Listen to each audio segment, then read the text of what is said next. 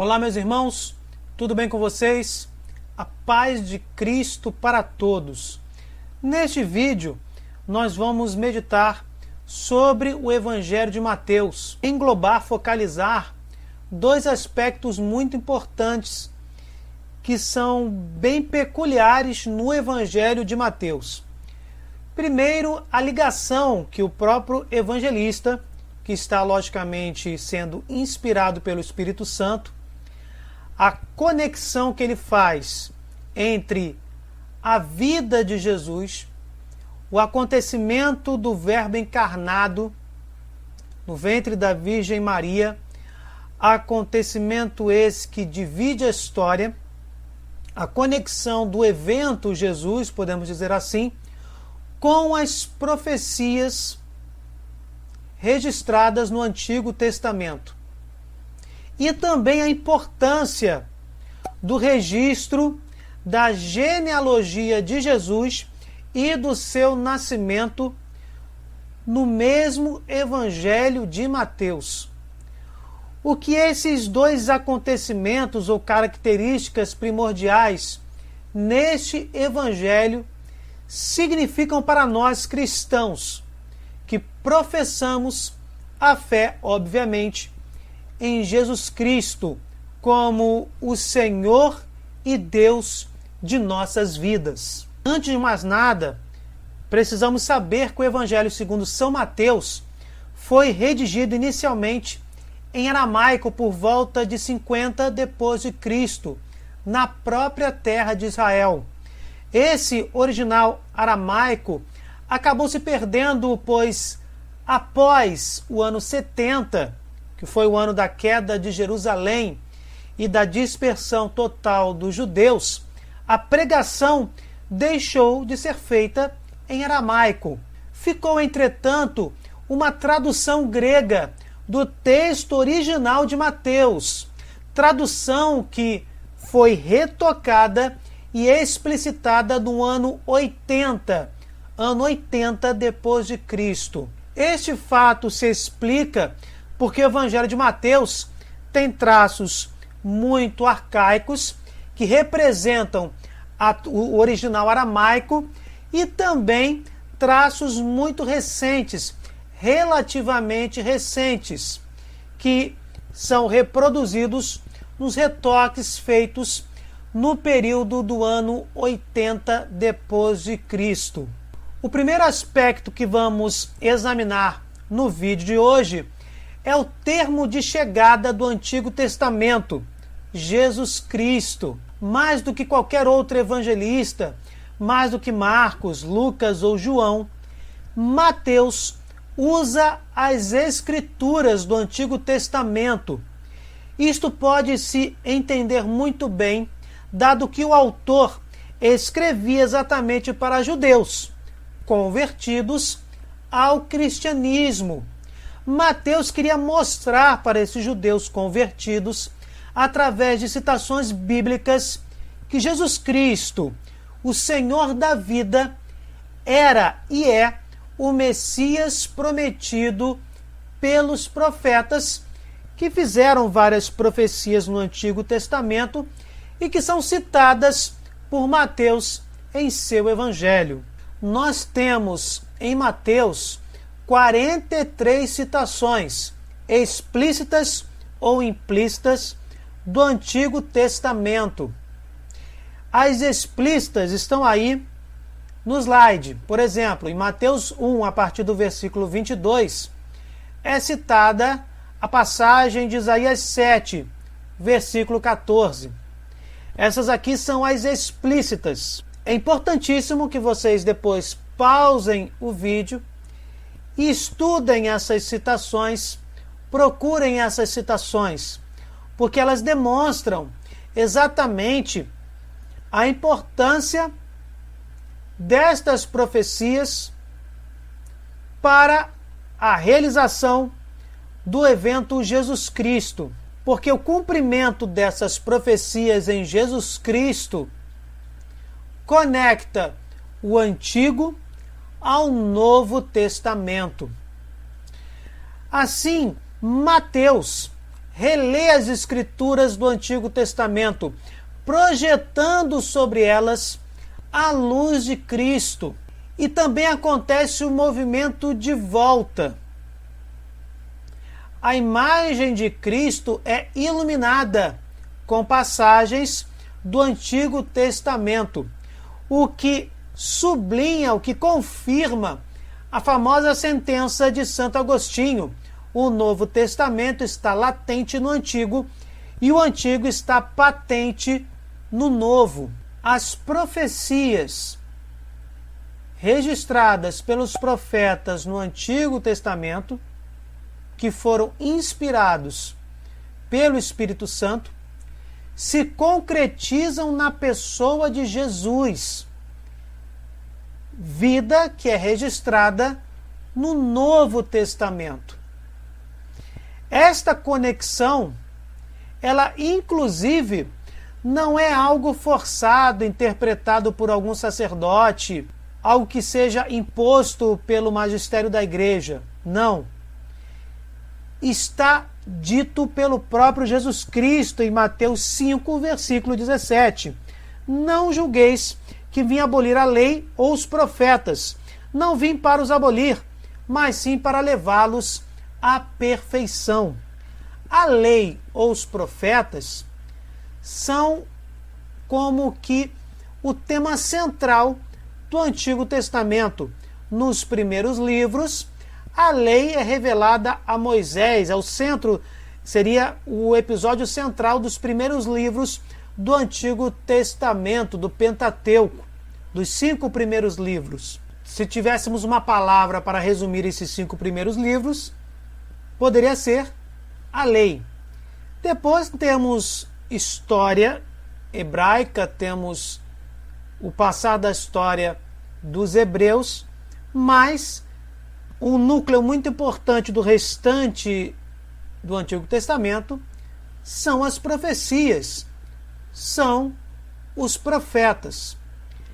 Jesus Cristo está dizendo que a lei e as profecias só terão pleno entendimento, só terão pleno cumprimento se olharmos para o tema central do Novo Testamento, que é o próprio Jesus Cristo. E ele diz que não veio abolir a lei ou os profetas, anular a lei ou os profetas, mas aperfeiçoá-los, ou lhes dar pleno cumprimento.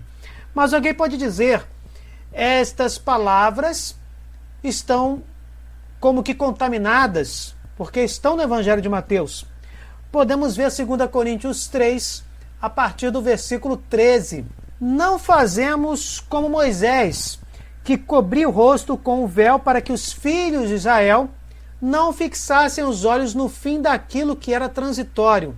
Em consequência, a inteligência deles permaneceu obscurecida. Ainda agora, quando leio o Antigo Testamento, esse mesmo véu permanece abaixado, porque é só em Cristo que ele deve ser levantado.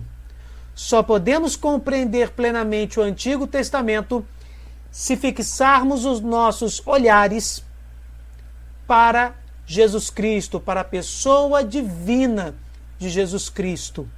E isso está também dito de outra forma aqui por Paulo, em 2 Coríntios, capítulo 3, do 13 ao 16, principalmente o versículo 14. Os filhos de Israel só poderão entender plenamente o Antigo Testamento se converterem a Jesus Cristo. Está lá no 15, capítulo 3, versículo 15.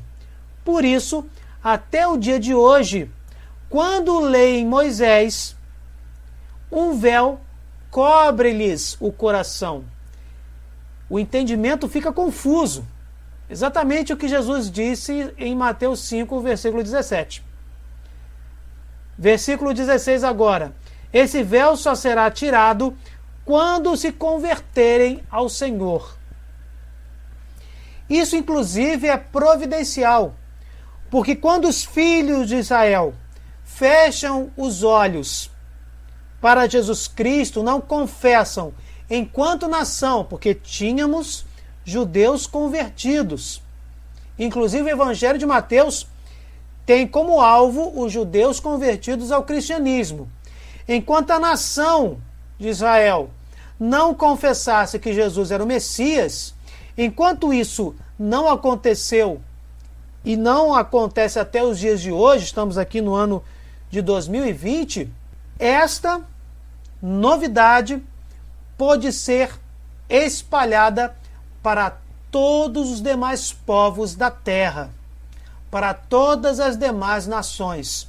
Quando a nação de Israel, oficialmente, enquanto nação, confessar que Jesus é o Senhor, é o Messias prometido no Antigo Testamento, é o Messias profetizado, e as 43 citações explícitas ou implícitas feitas por Mateus em seu Evangelho, citações do Antigo Testamento, acabam confirmando isso.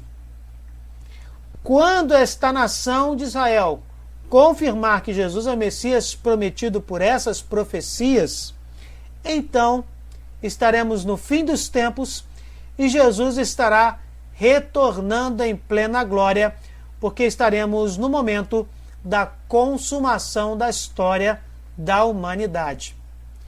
Inclusive, sobre este item 1 que estamos analisando, sobre estas profecias que confirmam que Jesus é o Messias do Antigo Testamento, inclusive é importante observar que essas profecias, registradas centenas de anos antes de Jesus Cristo se encarnar no ventre da Santíssima Virgem, o registro dessas profecias centenas de anos antes de Jesus entrar na história da humanidade é algo sobrenatural, porque elas acabam como que prevendo de forma sobrenatural aquilo que vai acontecer centenas de anos depois, de forma milimétrica e altamente detalhada na pessoa de Jesus Cristo. Este aspecto sobrenatural, miraculoso, transcendental, inclusive transforma a Bíblia, que é completamente fundamentada historicamente, em um livro sagrado, em um livro divino.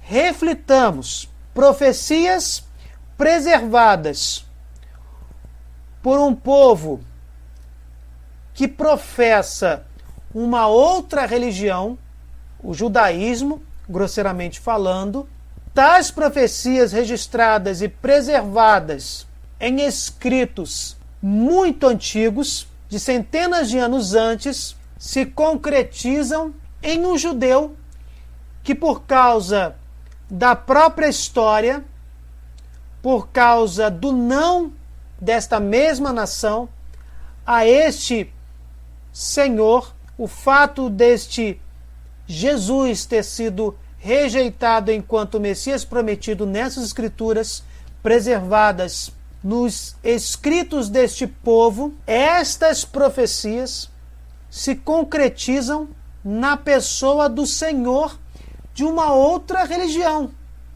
porque este Messias rejeitado, por causa das circunstâncias, fundou a sua própria religião, fundou a sua igreja e confiou-a a Pedro e aos demais apóstolos. Isto é espetacular, não tem como ser manipulado pelos homens. Este fato sobrenatural, inclusive, converteu e converte muitos ateus ou racionalistas que pesquisam a fundo as origens de todos os textos sagrados registrados na Bíblia cristã que usamos para alimentar a nossa fé, porque se trata de uma das 3 fontes da fé, juntamente com o magistério da Igreja e a tradição apostólica.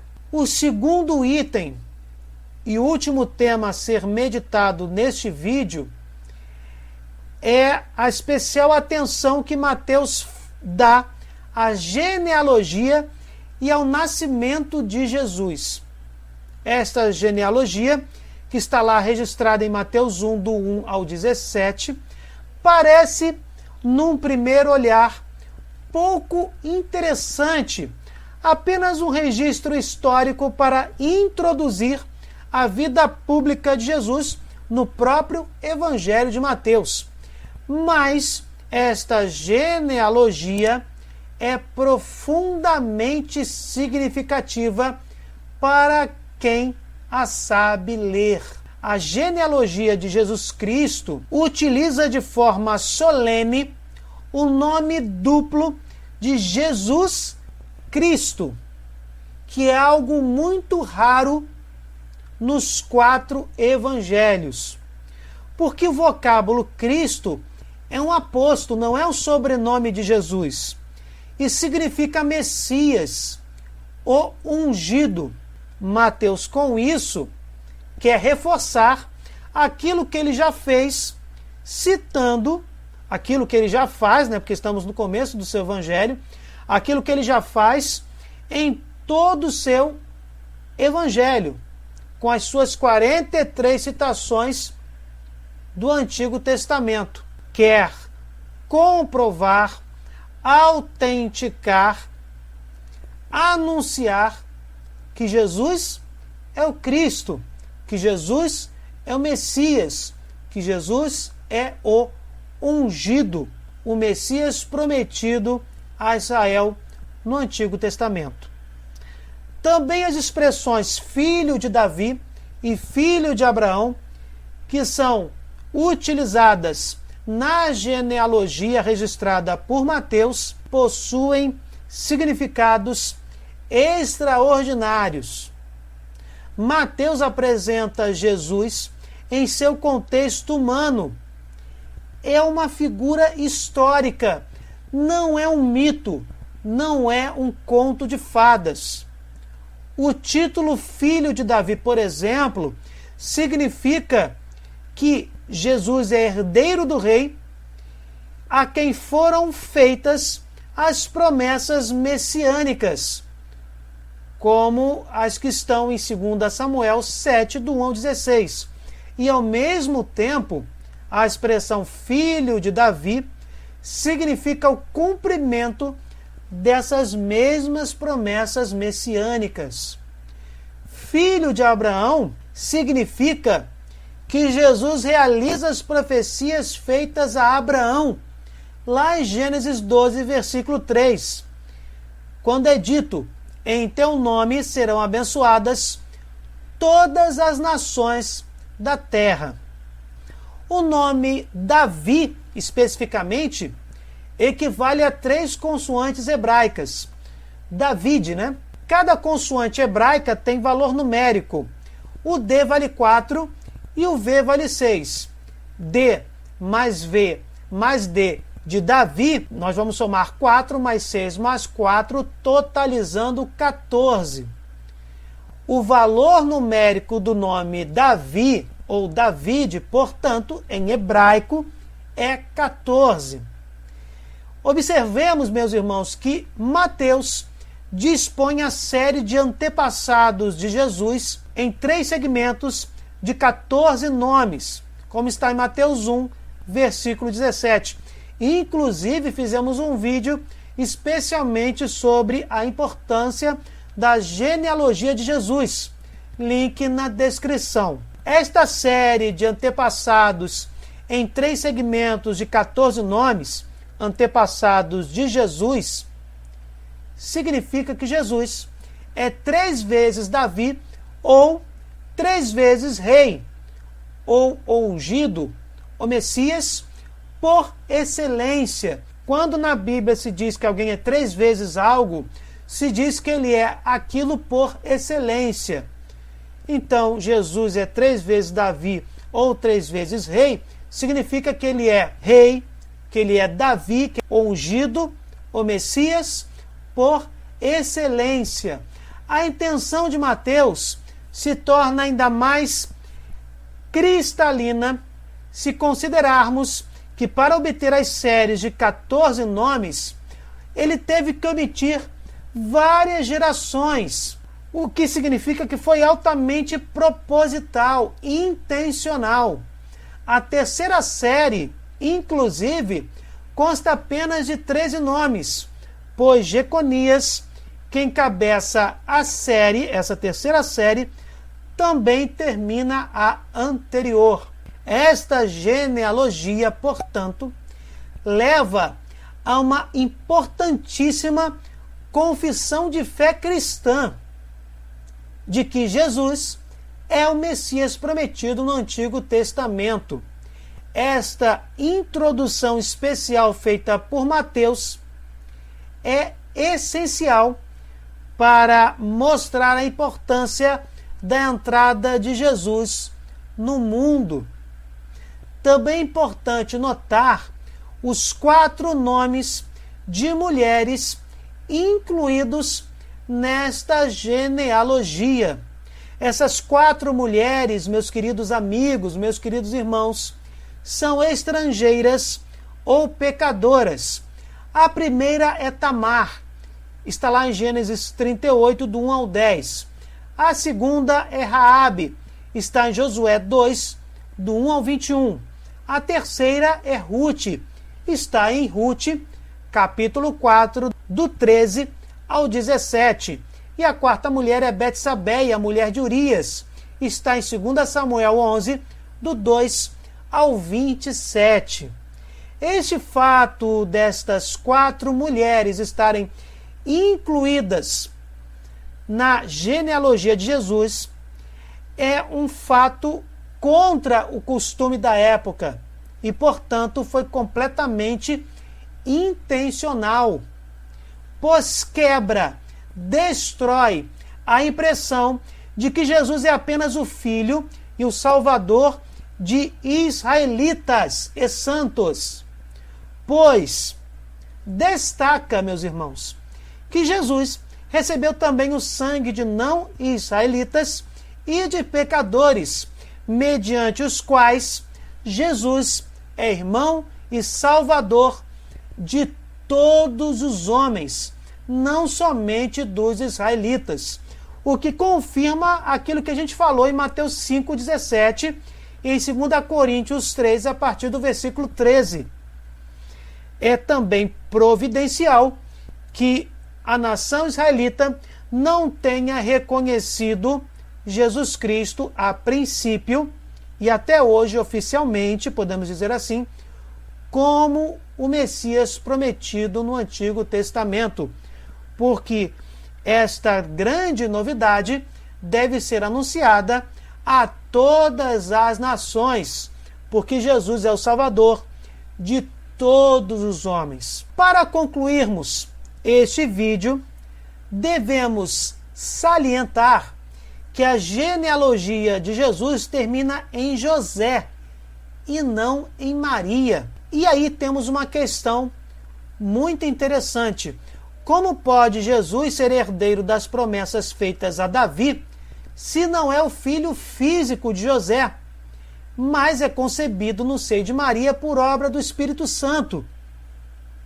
O fato de Jesus ter sido concebido por obra do Espírito Santo é uma verdade de fé fundamentada inclusive nas próprias Sagradas Escrituras, porque a genealogia termina em José, se José não é o pai biológico de Jesus. Precisamos entender que o próprio Deus, autor de todas as promessas que já mencionamos aqui, manda a José que dê o nome de Jesus ao filho de sua esposa. Ou seja, José é o pai de Jesus segundo a lei da adoção, que em Israel conferia plenos efeitos de paternidade. Só podemos compreender que Jesus é realmente o filho de José, apesar de não ser o filho biológico e ter sido concebido pelo Espírito Santo, só podemos entender através do contexto da cultura judaica. Jesus é o filho de José, segundo a lei da adoção, que dá a José plenos efeitos de paternidade. E todo este entendimento é alinhavado, é assinado pelo próprio Deus, quando manda José que dê o nome de Jesus ao filho de sua esposa. A concepção virginal de Maria, registrada, como já dito também em Mateus, capítulo 1, do 18 ao 25, significa, queridos irmãos, que Jesus é a grande novidade, o novo Adão, não produzido pelas virtualidades da natureza, mas devido a uma nova obra criadora do Espírito de Deus, a fim de dar início à nova criatura. Louvado seja nosso Senhor Jesus Cristo, para sempre seja louvado. Enfim, meus queridos irmãos, o que vocês acharam desta pequena análise sobre as citações do Antigo Testamento feitas por Mateus em seu Evangelho e sobre a genealogia e o nascimento de Jesus? Deixem nos comentários a opinião de vocês. Se vocês gostaram, deixem o seu like, compartilhem, cliquem no sininho, se inscrevam no canal. Fiquem com Deus, desculpem qualquer coisa e até o próximo vídeo.